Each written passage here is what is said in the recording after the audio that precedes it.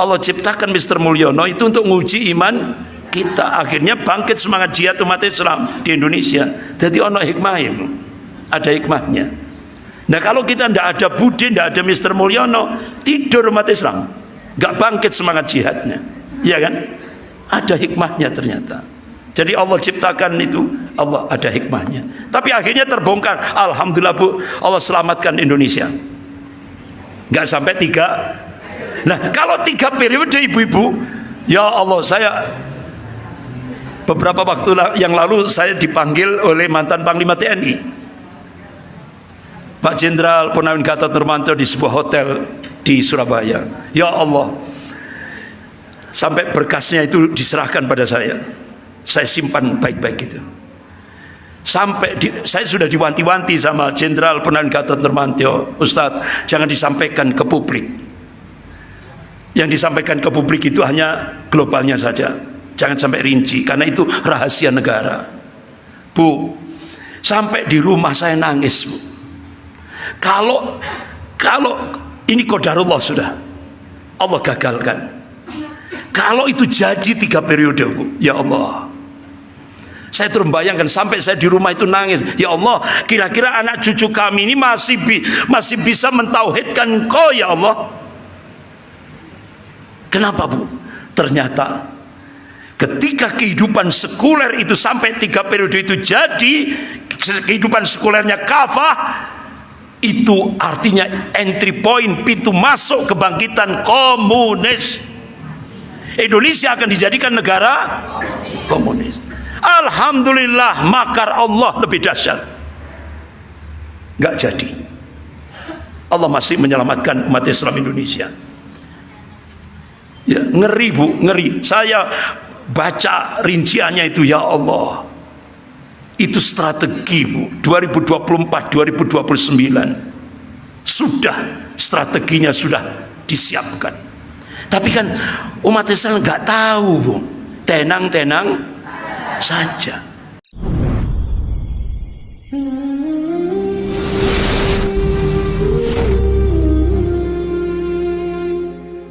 Ibu-ibu yang dimuliakan Allah, balik lagi. Jadi ketika kita, ini dia, sampai di mana tadi? Oh, bukan mall. Sebelum mall itu, Bu. Sebelum mall itu tadi.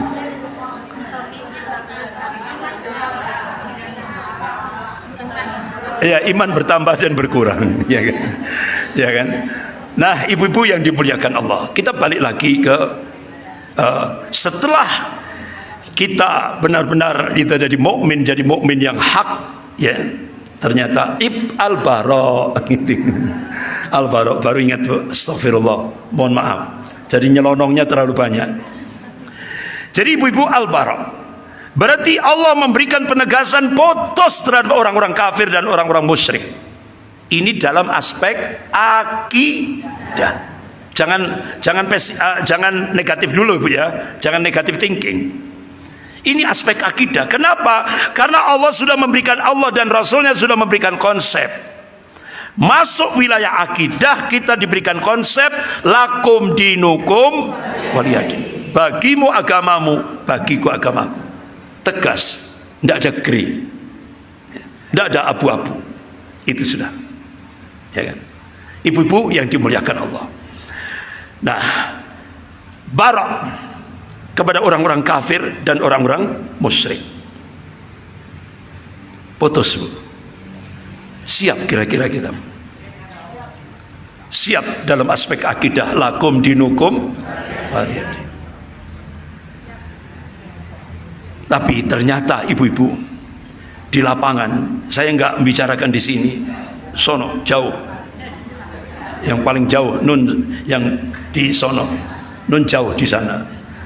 Jadi ternyata ibu-ibu yang dimuliakan Allah, tidak hanya tasabuh, tidak hanya niru-niru, tapi sudah sampai masuk pada ittibaul kuffar, ngikuti orang kafir. Bagaimana ngikuti orang kafir itu? Polisosbud, ideologi, politik, sosial, budaya. Ini. Ya Allah, ternyata Bu, ketika kita muhasabah, introspeksi diri, karena kita diperintah oleh Allah untuk melakukan muhasabah, ya kan? Ya ayyuhalladzina amanu taqullaha wal tandur nafsum ma qaddamat lighad. Hai orang-orang yang beriman, takutlah kepada Allah, dan setiap diri memperhatikan apa yang dipersiapkan untuk esok, akhirat, bukan untuk dunia. Nah itu. Ya Allah, ternyata ibu-ibu tidak hanya sekedar tasabuh, niru-niru, tapi sudah ittiba, mulai dari ideologi. Hampir 10 tahun umat Islam se-Indonesia dipaksa untuk hidup dalam kehidupan sekuler. Sekuler artinya agama dipisah dalam kehidupan berbangsa dan bernegara. Agamanya sebatas privasi, pribadi. Akhirnya apa yang terjadi? Ini yang pertama, tata sosial kita, ya Allah, umat Islam diadu domba. Biayanya 20 triliun untuk mengadu domba umat Islam. Ini ngeri kita. Kiai diadu domba dengan habaib, PBNU diadu domba dengan PKB, sampai di media sosial itu siap perang sesama. Muhammadiyah dengan Salafi, ormas dengan ormas, ya. Ngeri kita Bu. Padahal kita sudah diingatkan oleh Allah, wa'tasimu bihablillahi jami'a wa la tafarraqu. Hendaklah kalian semuanya berpegang pada tali agama Allah, wa la tafarraqu, jangan kalian berpecah belah, jangan kalian bercerai-berai. Bahkan Rasulullah memberikan wasiat. Qala Rasulullah sallallahu alaihi wasallam, al jama'atu rahmatun wal furqah adzabun. Bersatu itu rahmat, berpecah itu adalah adab. Ini hadis sahih rawahu Ahmad. Tapi umat Islam di Indonesia dipaksa untuk hidup sekuler, isinya adu domba. Biayanya 20 triliun, bukan miliar, triliun. Habis itu budayanya hedonis, masa bodoh terhadap aturan syariat, sudah saya sampaikan tadi. Budaya-budaya syirik. Tidak hanya itu, hidupnya yang remaja disibukkan dengan game online, yang dewasanya disibukkan dengan judi online, yang orang tuanya disibukkan dengan pinjaman online. Coba Bu, dirusak dengan kehidupan sekuler ini. Dia masa bodoh terhadap aturan syariat, hedonis. Pendidikannya diarahkan pada materialistik, ya kan? Nah, nek wis lulus golek bojo sing ayu, nek iso kerja sing gajine dhuwur, ya. Materialisme. Jarang sekali pendidikan di Indonesia sekarang yang mengajak anak didiknya untuk al-khauf minallah, takut kepada. Itu cuma pesantren. Cuma pesantren yang ngajak untuk takut kepada Allah. Pendidikan nasional, pendidikan umum kering dari itu tadi, al-khauf minallah. Politiknya oportunis, masa bodoh terhadap nilai, sehingga wajib berpolitik dengan curang, secara terstruktur, sistematis dan masif sekali. Agamanya sinkretistik tadi itu, kita dipaksa menerima agama baru tadi, ya kan? Nah ibu-ibu, kehidupan sekuler inilah yang 10 tahun kemarin itu, ya Allah, ngenes umat Islam itu. Umat Islam jadi tamu di rumahnya sendiri, tidak bisa jadi tuan rumah di rumahnya sendiri. Alhamdulillah, wa makar Allah wallahu khairul makirin. Mereka membuat makar, tapi Allah balas makar mereka, dan Allah sebaik-baik pembuat makar. Ternyata ketika muncul statement, ya kan, siapa yang diutus ke Bude untuk memperpanjang 3 periode, ya kan? Langsung Mr. Mulyono, saya tidak, itu bohong gitu. Nggak taunya akhirnya terbongkar. Mr. Mulyono minta bantuan Ahok kepada Bude untuk tambah 3 periode. Nah, ibu-ibu yang dimuliakan Allah, alhamdulillah gagal. Gagal 3 periode ini. Gagalnya artinya apa, Bu? Ternyata Bude masih di hatinya masih dipelihara sama Allah. Makanya kemarin umroh ya. Mudah-mudahan dapat hidayah. Amin ya rabbal alamin. Makanya sempat saya ditanya oleh ibu-ibu di lereng-lereng gunung itu, Ustaz, kok gak mati-mati Bude? Akhirnya saya jawab, ibu-ibu, dengan adanya Allah ciptakan Bude, itu ladang jihad bagi kita. Kalau tidak ada Bude, kita tidak semangat, kita tidur, ya kan? Begitu juga Allah ciptakan Mr. Mulyono itu untuk nguji iman kita. Akhirnya bangkit semangat jihad umat Islam di Indonesia. Jadi ono hikmah itu, ada hikmahnya. Nah, kalau kita tidak ada Bude, tidak ada Mr. Mulyono, tidur umat Islam, nggak bangkit semangat jihadnya, ya kan? Ada hikmahnya ternyata. Jadi Allah ciptakan itu, Allah ada hikmahnya. Tapi akhirnya terbongkar. Alhamdulillah, Bu, Allah selamatkan Indonesia. Nggak sampai 3. Nah, kalau 3 periode, ibu-ibu, ya Allah, saya beberapa waktu yang lalu saya dipanggil oleh mantan Panglima TNI, Pak Jenderal Purnawirawan Gatot Nurmantio, di sebuah hotel di Surabaya. Ya Allah, sampai berkasnya itu diserahkan pada saya simpan baik-baik itu. Sampai saya sudah diwanti-wanti sama Jenderal Purnawirawan Gatot Nurmantio, Ustadz, jangan disampaikan ke publik. Yang disampaikan ke publik itu hanya globalnya saja, jangan sampai rinci, karena itu rahasia negara. Bu, sampai di rumah saya nangis, Bu. Kalau ini qadarullah, sudah Allah gagalkan.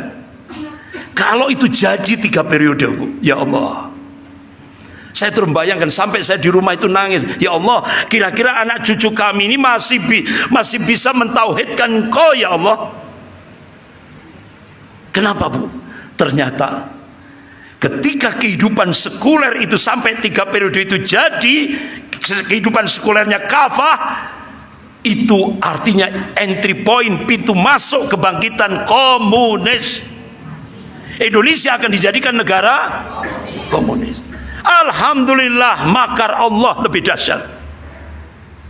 Nggak jadi. Allah masih menyelamatkan umat Islam Indonesia. Ya, ngeri, Bu, ngeri. Saya baca rinciannya itu, ya Allah, itu strategi, Bu. 2024, 2029 sudah strateginya sudah disiapkan. Tapi kan umat Islam nggak tahu, Bu. Tenang-tenang saja.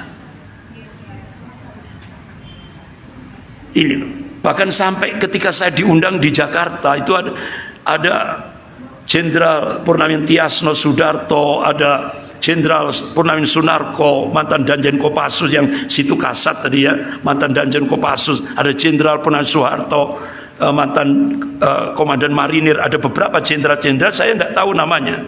Di samping kanan saya ada Kolonel Purnawirawan Sugeng Waras. Ustadz, sekarang di Indonesia, masih yang lalu 10 tahun yang lalu itu loh, Bu, Indonesia sudah terjadi 3 peperangan sekaligus. Perang asimetris, proxy war, dan perang neokortek war. Nah, kita kan tidak tahu 10 tahun kemarin itu sudah terjadi 3 peperangan sekaligus.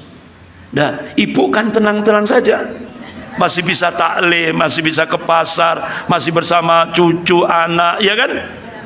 Ternyata, Bu, jenderal-jenderal itu, ya Allah Ustaz, ini ngeri Ustaz, Indonesia ngeri, Bu. Tapi nggak usah saya sampaikan, ibu tambah mumet nanti. tambah mumet. Ya itulah. Nah, ibu-ibu, jadi ternyata ibu-ibu, ya Allah, itu tadi ittibaul kufar itu contoh itu tadi yang ngikuti orang kafir dalam aspek ideologi, politik, sosial, budaya. Sosialnya apa kira-kira, Bu? Ya contoh ibu-ibu, ketika kita menikahkan anak kita, ya kan, menikahkan anak kita itu kita pakai budaya Islam apa budaya Barat? Campuran ya Bu, ada budaya Hindu, ada budaya Barat. Kalau budaya Barat tanpa kursi, ya kan, tanpa kursi. Kalau walimah itu loh, resepsi tanpa kursi, itu pakai budaya Nasrani, ikut Nasrani. Terus habis itu pakai budaya Hindu, ngijek telur, mandi, kembang, mayang, macam-macam. Jadi kolaborasi antara Kristiani, Hindu, kejawen, ya kan, campur aduk, ya kan. Padahal kita sudah itu tadi, atiullah wa atiur rasul. Belum lagi ikhtilat, percampuran antara laki dan perempuan. Ya Allah. Sudah Bu, nggak usah saya tambah sumpah nanti. Jadi ternyata berat Bu, atiullah wa atiur rasul, berat. Nah ibu-ibu, apa sih fadilahnya, keutamaannya ketika kita sudah memberikan wala, loyalitas kepada Allah, Rasul dan orang mukmin? Ketika kita barok, putus dalam aspek akidah kepada orang kafir dan orang musyrik, apa fadilahnya? Keutamaannya apa? Rasulullah bersabda, qala Rasulullah sallallahu alaihi wasallam, man ahabba fillah, barang siapa yang mencintai karena Allah, wa wala fillah, man ahabba fillah, barang siapa yang mencintai karena Allah, wa abghadha fillah, dan membenci karena Allah, wa wala fillah, dan memberikan wala, loyalitas karena Allah, wa ada fillah, dan memusuhi karena Allah, fa innama tunalu wilayatullah bidzalik, maka sesungguhnya kewalian Allah, kecintaan Allah itu baru bisa kita dapatkan ketika kita mengamalkan al-wala wal bara. Rasulullah tegaskan lagi, qala Rasulullah sallallahu alaihi wasallam, walan tajid 'abdun ta'mal iman wa in kasarat salatu wa shaumu hatta yakuna kadzalik. Seorang hamba Allah, kata Rasulullah, tidak akan bisa merasakan lezatnya iman, tidak akan bisa merasakan lezatnya iman sekalipun dia banyak sholatnya, banyak puasanya, kata Rasulullah, hingga dia mengamalkan al-wala wal bara, loyalitas dan penolakan. Nah, itu. Loyalitas kita berikan pada Allah, Rasul dan orang mukmin. Penolakan kita kepada orang kafir dan orang musyrik. Ini Bu, inilah inti saripati dari surah Al-Maidah ayat 55 itu. Jadi kita loyal Allah, Rasul dan orang mukmin. Kita tolak, kita berani berkata no dalam aspek akidah terhadap orang kafir dan orang musyrik. Ini Bu. Nah, kalau ini sudah terwujud, itu Bu, fadilahnya kan besar tadi. Kita akan merasakan lezatnya iman. Bahkan sampai ulama-ulama mufassir, ahli-ahli tafsir sampai ngitung Bu, dihitung itu, masya Allah, luar biasanya. Ya mungkin bagi orang yang tidak paham, kok nemen-nemen kok sampai ngitung-ngitung ion opo, kok ngentek-ngentek no waktu. Tapi masya Allah tetap dihitung Bu, oleh ulama-ulama mufassir, ahli tafsir, dihitung. Kenapa? Untuk memantapkan iman kita. Dihitung dalam semua Al-Quran 30 juz itu, yang paling banyak membahas kalimat tauhid itu ranking 1, la ilaha. Itu ayat yang paling banyak di dalam Al-Quran membahas la ilaha illallah. Ranking kedua al-wala wal bara. Loyal dan penolakan. Itu ranking kedua dalam Al-Quran. Berarti itu sesuatu yang penting, ibu-ibu.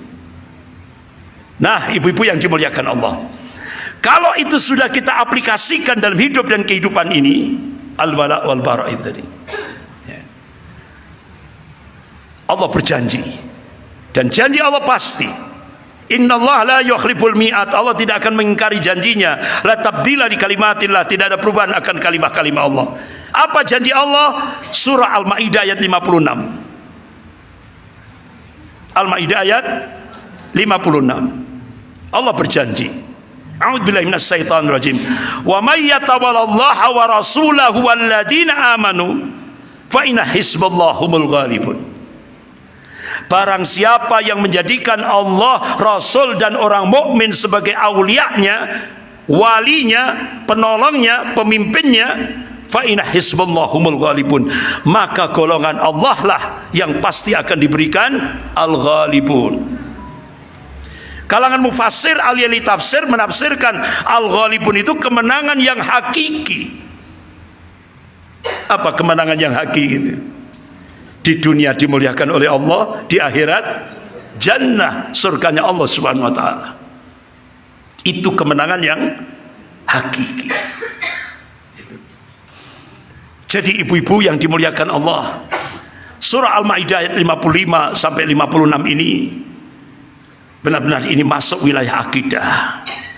Karena akidah itu tauqifiyah, sesuatu yang harus ditetapkan dengan dalil Al-Quran dan As-Sunnah. Berbeda kalau muamalah. Kalau muamalah, Islam itu rahmatan lil alamin, rahmat bagi seluruh alam.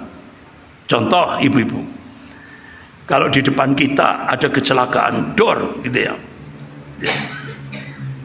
bagaimana konsep Islam? Tolong, nggak perlu tanya agamamu apa, nggak perlu, langsung tolong. Itulah Islam. Itu loh. Islam itu rahmatan lil alamin.